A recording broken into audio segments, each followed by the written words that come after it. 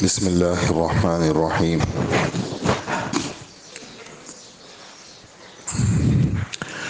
اسلامی عقائد میں ایمان کا بیان۔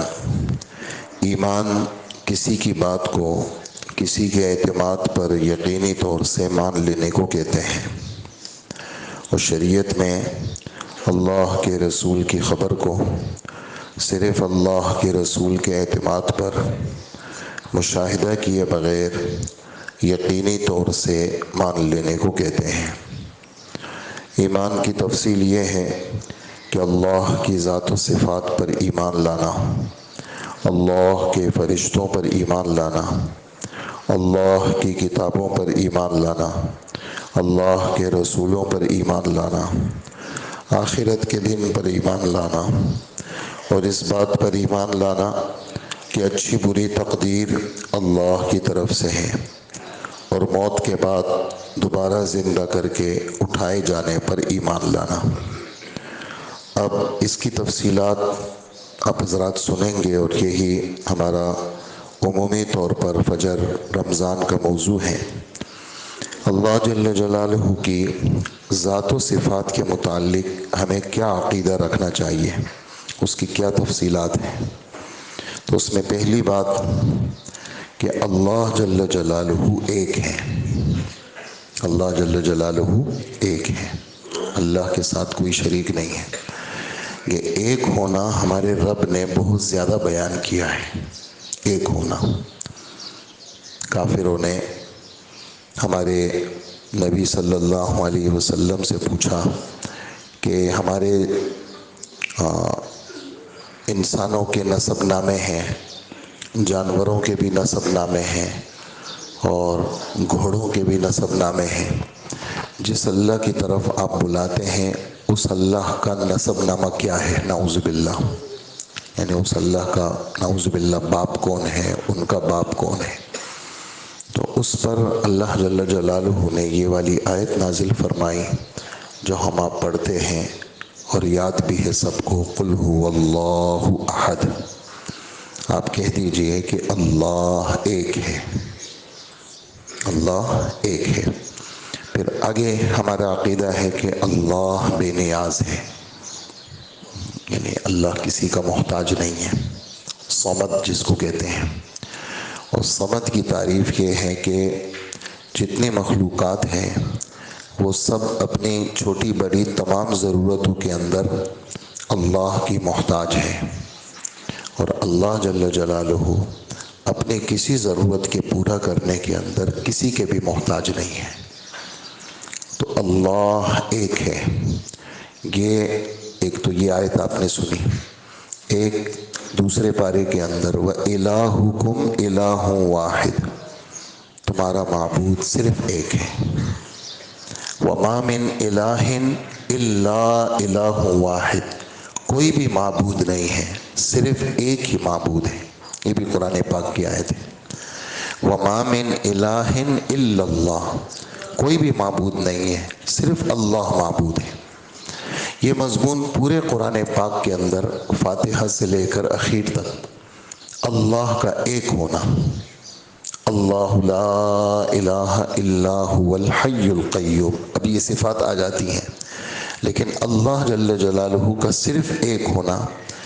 وقال اللہ لا تتخذوا الہین اثنین انما هو الہ واحد، 14واں پارہ سورہ نحل، اور 14ویں پارے کا بالکل آدھا۔ اللہ جل جلالہ نے فرمایا کہ دو معبود یا دو سے زیادہ معبود اس کی پیروی مت کرو، معبود تو صرف ایک ہی ہے۔ تو یہ مضمون پورے قرآن پاک کے اندر ہمارے رب نے ذکر فرمایا ہے، اور یہ بات بھی 17ویں پارے کے اندر ہے۔ اللہ جل جلالہ فرماتے ہیں کہ اگر اللہ کے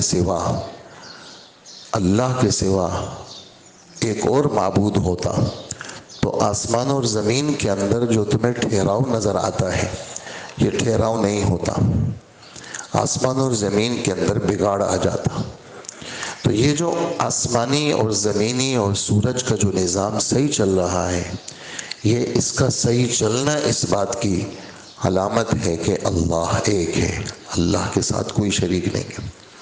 یہاں تک کہ وہ بڑے بڑے سائنسدان جو مسلمان نہیں تھے، وہ جب وہ خلائی سفروں پہ گئے اور جا کر کے واپس آئے تو ان کے بیانات جو انہوں نے لوگوں کے سامنے دیے، انہوں نے کہا کہ ہم نے جو اوپر کا نظام دیکھا ہے وہ نظام خود بخود نہیں چل رہا، ایک منظم طاقت ہے جو اس نظام کو کنٹرول کر رہی ہے۔ اور بعض اس میں سے عیسائی بھی تھے، عیسیٰ علیہ السلام کے مذہب کو ماننے والے، تو انہوں نے کہا کہ یہ وہی اللہ ہے جس کا ذکر ہم اپنی کتابوں میں دیکھتے ہیں کہ یہ پورا آسمانی جتنا بھی نظام سیارات کا ہے، سورج کا ہے، ستاروں کا ہے، یہ کوئی طاقت ہے جو اس کے پیچھے ہے، جو اس نظام کو اکیلے چلا رہی ہے، اور اس نظام کے چلانے میں اس کے ساتھ کوئی شریک نہیں ہے۔ تو ایک ہم سب کا عقیدہ وہ یہ ہے کہ ہمارا رب، ہمارا معبود، ہمارا اللہ وہ کیا ہے؟ ایک ہے، ایک پہ بات چلے گی۔ یہ بہت ساری باتیں، اب اس میں کافی باتیں ہیں، کافی آیتیں ہیں، کافی احادیث ہیں، بس مختصر سا میں نے 2-3 آیتیں، 4 آیتیں آپ کی خدمت میں پیش کی کہ معبود وہ صرف ایک ہے، ایک معبود ہے، یعنی اللہ جل جلالہ ایک ہے، اللہ کے ساتھ اس یکتائی کے اندر کوئی بھی شریک نہیں ہے۔ اسی طرح جتنی بھی صفات ہیں وہ سب صفات اللہ جل جلالہ صفات میں بھی اکیلا ہے، اس صفات کے اندر بھی اللہ اکیلے ہیں۔ بخشش، معاف کرنا، آگے باتیں آ رہی ہیں، یہ ایک ایسا وصف ہے کہ گناہوں کی بخشش، جنت کا فیصلہ، کسی بندے کو جنتی بنانا، کسی بندے کے گناہوں کو بخش دینا، یہ انسان کے بس میں نہیں ہے، یہ صرف اللہ کا کام ہے۔ کوئی کائنات کا کوئی فرد چاہے وہ کتنا بڑا پیغمبر ہو، وہ کسی کو بخش نہیں سکتا کہ بھئی آ جاؤ بس تم ہمارے ہو تو ہم نے تمہیں بخش دیا۔ وہ سفارش کر سکتا ہے، اور سفارش بھی وہ اللہ کے حکم سے کر سکتا ہے۔ من ذا الذی یشفع عندہ الا باذنہ، کہ جو بھی سفارش کرے گا وہ اللہ کے حکم سے کرے گا۔ تو سفارش کر سکتا ہے، بخشش نہیں کر سکتا کہ جی انہوں نے معاف کر دیا، انہوں نے بخشش نہیں کر۔ جیسے کسی نبی کے قبضے میں ہدایت نہیں ہے، کوئی نبی کسی بھی شخص کو ایسا نہیں کر سکتا کہ جنت میں پہنچا دے، راستہ دکھا سکتا ہے، ترغیب دے سکتا ہے، لیکن اٹھا کر کے جنت میں پہنچا دینا یہ صرف اللہ کا کام ہے۔ ایک اللہ جل جلالہ ہادی ہے، یعنی منزل مقصود تک پہنچانے والے۔ اسی طرح یہ جتنی بھی صفات کمال ہے، جیسے قدوس ہے، ہر عیب سے پاک ہونا، قیوم ہے، آسمان اور زمین کے نظام کو تھامنے والا، ہمیشہ سے ہونا، ازل جس کی ابتدا نہیں، اور ہمیشہ تک رہنا، ابد جس کی انتہا نہیں ہے، یہ صفت صرف اللہ کے لیے ہے، کسی کے لیے نہیں ہے۔ یعنی اللہ کی ابتدا نہیں ہے اور اللہ کی انتہا نہیں ہے۔ تو اللہ جل جلالہ جیسے اپنے ذات میں اکیلی ہے کہ ذات کے اندر اللہ کے ساتھ کوئی شریک نہیں ہے، ایسے ہی اللہ جل جلالہ اپنے صفات میں اکیلے ہیں، صفات میں اللہ کے ساتھ کوئی شریک نہیں ہے۔ کچھ صفات اللہ پاک نے تقسیم کی ہیں، جیسے رحیم، یہ اللہ کے رسول کو بھی یہ وصف ملا ہے۔ اسی طرح رؤوف، یہ اللہ کے رسول کو بھی ملا ہے۔ رشید، یہ ملا ہے وصف۔ لیکن بہت ساری صفات ایسی ہیں جس میں صرف اللہ کے ساتھ کوئی شریک نہیں ہے۔ قدوس کی صفت ہے، رحمان کی صفت ہے، رزاق کی صفت ہے، غفار کی صفت ہے، غفور کی صفت ہے۔ اسی وجہ سے علماء مفتیان کرام لکھتے ہیں کہ کسی کا نام اگر عبد الغفور ہے تو آپ اس کو غفار بھائی، غفور بھائی نہیں کہہ سکتے، اور اس کو حضرات نے گناہ کبیرہ کہا ہے کہ آپ وہ صفت جو اللہ کے لیے خاص ہے وہ آپ غیر کے، رحمان بھائی آ گئے، جی رحمان بھی آ گئے، رحیم بھائی تو کہہ سکتے ہیں آپ، لیکن رحمان بھائی نہیں کہہ سکتے. یہ رحمان جو ہے یہ صرف اللہ کی صفت ہے، اور غفار صرف اللہ کی صفت ہے، غفور صرف اللہ کی صفت ہے، اور قدوس صرف اللہ کی صفت ہے. تو اللہ اپنی ذات میں بھی اکیلے ہیں اور اللہ اپنی صفات میں بھی اکیلے ہیں. ہم اللہ کے متعلق کیا عقیدہ رکھیں گے اس کی تفصیلات آج شروع ہوئی ہیں، وہ آپ کی خدمت میں بیان ہو رہی ہیں. اسی طرح جتنی بھی صفات ہیں ہمارے رب کے اندر وہ سب کامل موجود ہیں. جیسے ہم انسان ہیں، کوئی چیز میں نے سیکھنے گیا تو آج میرے پاس تھوڑا علم ہے اس کا، میں نے آج نیا سبق لیا تو میرے علم میں اضافہ ہو گیا. اسی طرح کل میں نے ایک اور سبق لیا تو میرے علم میں اور اضافہ ہو گیا. تو یہ جو میرے پاس صفت علم ہے یہ آہستہ آہستہ بڑھ رہا ہے. ایسا نہیں ہے کہ میرے پاس علم ہے تو بس اب اس میں کوئی تبدیلی نہیں ہو سکتی. اللہ جل جلالہ کا معاملہ ایسا نہیں ہے. اللہ کے پاس اگر صفت علم ہے تو وہ کامل درجے کا ہے. ایسا نہیں ہے کہ اللہ پاک کو تھوڑا علم تھا پھر بڑھتے بڑھتے پورا ہو گیا. تو یہ تھوڑا پھر پورا ہو جانا یہ مخلوق کی صفت ہے. تھوڑا پھر پورا ہو جانا یہ مخلوق کی صفت ہے. اللہ جل جلالہ اس طرح کی کمی سے پاک ہے. یہ والی بات کہ جی اللہ جل جلالہ کا علم بڑھ گیا، یہ جملہ مخلوق کے لیے کہہ سکتے ہیں، یہ اللہ کے لیے نہیں کہہ سکتے. اللہ جیسے ذات میں کامل ہے ایسے ہی اللہ صفات میں بھی کامل ہے. نقص اور نقصان سے اللہ کی ذات پاک ہے. یعنی صفت کے حوالے سے جو کمال ہے وہ اس میں ترقی نہیں ہو سکتی، بس پہلے دن سے ہی پورا ہے. اس کے اندر اضافہ یا اس کے اندر کمی یہ اللہ کی شان کے خلاف ہے. اللہ کی شان کے ساتھ یہ چیزیں نہیں لگتی، بلکہ اللہ جل جلالہ میں جتنی بھی صفات ہیں وہ اللہ پاک کی صفات وہ ساری کی ساری پوری ہے اور کامل ہے. اور اللہ جل جلالہ ہر صفت کے اندر وہ کیا ہے، کمال تک اللہ پاک پہنچے ہوئے ہیں. اور یہ والی بات بھی جیسے ایک ہونا، صفات کے اندر ایک ہونا، ذات میں ایک ہونا، جیسے ہم یہ تسلیم کریں گے ایسے ہی صفات کا کمال بھی ہمیں تسلیم کرنا ہے. صفات کے اندر آج تھوڑی سی کمی ہے، کل اور زیادہ ہو جائے گی، پرسوں اور زیادہ ہو جائے گی. یہ ہم آپ کے لیے تو درست ہے، لیکن اللہ کے لیے اس طرح کی باتیں وہ ٹھیک نہیں ہیں، وہ آدمی کے عقیدے کو خراب کرنے والی باتیں ہیں. اسی طرح کوئی چیز بھی اللہ جیسی نہیں ہے. کسی چیز کی مماثلت، یہ چیز یہ تو اللہ جیسی ہے نہیں. لیس کمثلہ شیء، 25واں پارہ سورہ شورا، اور سورہ شورا کا بالکل شروع ہے، دوسرا رکوع ہے. لیس کمثلہ شیء، اللہ جل جلالہ جیسا کوئی نہیں ہے. لیسا اللہ پاک ہر چیز سے نرالے ہیں، اللہ جیسا کوئی نہیں ہے. مخلوق جیسے ہاتھ پیر سے وہ پاک ہے. مخلوق کے یعنی اللہ کے لیے سماعت کا لفظ ہے، اللہ سننے والے ہیں، لیکن ہمارے آپ جیسے کانوں کا وہ محتاج نہیں ہے. اللہ دیکھ رہے ہیں، ہم دیکھنے میں آنکھوں کے محتاج ہیں، اللہ آنکھوں کے محتاج نہیں ہیں.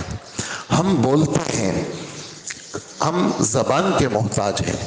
ہم ہاتھ پیر کے پکڑنے کے لیے اگر ہاتھ نہیں ہوں گے، یہ انگوٹھا بھی اگر نہیں ہوگا تو ہم معذور ہیں، کیونکہ انگوٹھا نہیں ہے، جس کی وجہ سے ہماری یہ 4 انگلیاں وہ کام نہیں کر سکتی جو انگوٹھے کے ساتھ کر سکتی ہے. ہم اس پکڑنے کے اندر ہاتھوں کے محتاج ہیں، ہم چلنے میں پاؤں کے محتاج ہیں. ہم چونکہ ہم انسان ہیں، ہم بہت ساری چیزوں میں ہمارے اندر کیا ہے، صفت احتیاج ہے، ہم محتاج ہیں. لیکن اللہ جل جلالہ مخلوق جیسے ہاتھ پیر سے وہ بالکل پاک ہے. اللہ پاک جسم سے پاک ہے. اللہ پاک کی آنکھیں ہیں لیکن ہماری جیسے نہیں ہیں. اللہ پاک سنتے ہیں لیکن ہمارے جیسے کان نہیں ہیں. اللہ جل جلالہ ہمارے جیسے بدن کے اعضاء سے کیا ہے، پاک ہے. تو ہم اللہ کو کیسے پہچانیں گے؟ ہم اللہ کو اللہ کی صفات کے ساتھ پہچانیں گے کہ اللہ خالق ہے. دیکھو اس کتنی مخلوقات کو بنایا ہے اور اللہ جیسا کوئی بنا نہیں سکتا. کتنی مخلوق کہاں سے کہاں پہنچ گئی، لیکن زمین کے بالکل جڑوں میں نہیں پہنچ سکی. 6 کلومیٹر تک گئے، آگے ایک خطرناک قسم کا چٹان ہے، دنیا کی ساری مشینریاں فیل ہو گئی ہیں، وہ آگے نہیں جا سکتی. بہت بلندی پہ راکٹ چلے گئے، بہت چاند پہ بھی پہنچ گئے، لیکن آسمان تک پہنچے ہیں؟ نہیں پہنچ سکتے. آسمان موجود ہے، اللہ کا بیان ہے کہ آسمان بغیر ستون کے ہیں. اَوَلَمْ يَرَوْا إِلَى السَّمَاءِ فَوْقَهُمْ كَيْفَ بَنَيْنَاهَا وَزَيَّنَّاهَا وَمَا لَهَا مِنْ فُرُوجٍ. یہ لوگ نہیں دیکھتے کہ ہم نے ان کے اوپر آسمان کیسے بنایا، اور ہم نے ستاروں سے آسمان کو خوبصورت بنایا. ہم نے اس کو ایسا مضبوط بنایا ہے کہ اس میں کوئی تم دھراڑ نہیں دیکھ سکتے، کوئی بٹن نہیں ہے اس آسمان میں. تو آسمان موجود ہے. اچھا، جب یہ لوگ نہ پہنچ سکے تو کہنے لگے یہ دھواں ہے، یہ کچھ نہیں ہے. جب یہ ان کے راکٹ اور ان کی خلائی چیزیں آسمان تک نہیں آسمان کو چھو نہ سکی تو کہنے لگے یہ تو کیا ہے، دھواں ہے. اور اللہ بیان فرما رہے ہیں کہ یہ دھواں نہیں ہے، یہ جسم ہے. اور معراج کی حدیث جو متواتر حدیث ہے، اس میں آسمان کے لیے دروازوں کا ذکر ہے. جبرائیل علیہ السلام جیسے پہنچ گئے، دروازے کو دستک دی، ٹک ٹک ٹک. اندر سے آواز آئی، کون ہیں آپ؟ کہا میں جبرائیل ہوں. آپ کے ساتھ کون ہیں؟ کہا میرے ساتھ محمد صلی اللہ علیہ وسلم ہے.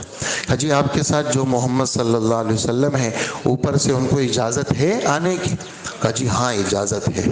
اب دروازہ کھلا، آسمان کا دروازہ کھلا اور جبرائیل اندر گئے، اللہ کے رسول اندر گئے. تو آسمان موجود ہے اور آسمان کے دروازے موجود ہیں. یہ تو حدیث جبرائیل ہے. اور اما پارے کے اندر پہلے رکوع میں قیامت کا بیان ہے. اللہ پاک فرماتے ہیں وَفُتِحَتِ السَّمَاءُ فَكَانَتْ أَبْوَابًا. کل قیامت کے دن آسمان ایسے کھلیں گے اور دروازوں کی شکل میں ہو جائیں گے. معلوم یہ ہوا آسمان موجود ہیں، لیکن آج تک کوئی شخص، کوئی ذات آسمان تک پہنچ نہیں سکے. تو اللہ نے ایسی چیز بنائی جس تک آج تک کوئی بھی نہیں پہنچ سکا. تو اللہ جیسا بنانے والا کوئی نہیں ہے. اس وجہ سے ہم اللہ کو صفات سے پہچانتے ہیں. اللہ خالق ہے، اللہ رازق ہے، وہ رزق دیتے ہیں، پالنے والے صرف اللہ ہے. تو اس وجہ سے اللہ پاک اس طرح کی چیزوں سے کیا ہے، وہ پاک ہے. لیکن ہم اللہ کو کیسے پہچانیں گے؟ ہم اللہ کو صفات کے ذریعے سے پہچانیں گے کہ اللہ کو یہ صفات ہے. میں نے صرف آسمان کی مثال دی ہے. اب تو میں نے سورج کا ذکر بھی نہیں کیا، چاند کا بھی نہیں کیا، ستاروں کا بھی نہیں کیا، سیارات کا بھی نہیں کیا. کتنے سارے سیارات ہیں، کتنے ساری چیزیں ہیں جو صرف اور صرف ہمارے رب کی بناوٹ ہے. ہمارے رب جیسا کوئی نہیں ہے. نہ خالق ہونے میں ہمارے رب جیسا کوئی ہے، نہ رازق ہونے کے اندر ہمارے رب جیسا کوئی ہے، نہ رب کے اندر ہمارے رب جیسا کوئی ہے. تربیت کے اندر جڑ سے لے کر کمال تک پہنچانا، یہ صرف کس کا کام ہے؟ اللہ کا کام ہے. تو یہ ہے مختصر سا آج کا بیان کہ اللہ ایک ہے، اور اللہ اپنی ذات و صفات میں بھی ایک ہے، اور اللہ جل جلالہ اپنی تمام صفات میں کامل ہے. اللہ کی صفات میں کوئی کمی نہیں ہے. اللہ جیسا کوئی نہیں ہے، اور اللہ جیسا یعنی ہمارے جیسے ہاتھ پیر سے اللہ پاک ہے. لیکن ہم اللہ کو کیسے پہچانیں گے؟ ہم اللہ کو صفات کے ذریعے سے پہچانیں گے، اور وہ صفات صرف اللہ میں ہیں، وہ کسی میں نہیں ہے. کوئی شخص آسمان جیسی مخلوق نہیں بنا سکتا. ہمارے نبی فرماتے ہیں زمین سے لے کر آسمان تک کتنا فاصلہ ہے؟ اب 500 سال تک چلتے رہو، وہ فاصلہ طے ہوگا. اجی آسمان کی موٹائی کتنی ہے؟ اب 500 سال تک چلتے رہو. کتنا موٹا آسمان ہے؟ کتنے آسمان ہیں؟ جی 7 آسمان ہیں. ہر آسمان کی اتنی موٹائی ہے. ہر آسمان کے بعد ایسے ہی آسمان ہیں. اور ایسے ہی پھر 7 آسمان ہیں. زمینیں کتنی ہیں جی؟ 7 زمینیں ہیں. 7 آسمانوں کا ذکر تو ہم نے دیکھا ہے 7 سماوات، لیکن 7 زمینوں کا ذکر کہاں ہے؟ سورہ طلاق کی آخری آیت، اللہ الذی خلق 7 سماوات ومن الارض مثلہن. اللہ کی ذات نے 7 آسمان بنائے، اللہ کی ذات نے زمین کو بھی 7 آسمانوں جتنا بنایا. یعنی جیسے آسمان 7 ہیں ایسے ہی زمینیں بھی کیا ہیں؟ 7 ہیں. تو نہ زمین کی تہ تک کوئی پہنچ سکا، نہ آسمانوں تک کوئی پہنچ سکا. ہاں ہم مانیں گے کیونکہ قرآن میں ذکر ہے، ہمارے نبی گئے ہیں. کہاں تک گئے ہیں؟ سدرۃ المنتہا، 7 آسمان کے بھی اوپر گئے ہیں. کہاں تک گئے ہیں؟ عرش تک پہنچے ہیں، کرسی تک پہنچے ہیں، اللہ کو سجدہ کیا ہے، اللہ کے سامنے سلامی کے الفاظ پیش کیے ہیں. تو یہ ساری چیزیں کیا ہیں؟ موجود ہیں. اور ہم دل کے یقین کے ساتھ ان سب کے وجود کو تسلیم کرتے ہیں، اور اس کے وجود کے ساتھ ہم اللہ کو بھی تسلیم کرتے ہیں کہ ان سب کو بنانے والے صرف کون ہیں؟ وہ اللہ کی ذات ہے. اسی پر بات ختم کریں گے. اللہ ہم سب کو عمل کی توفیق عطا فرمائے.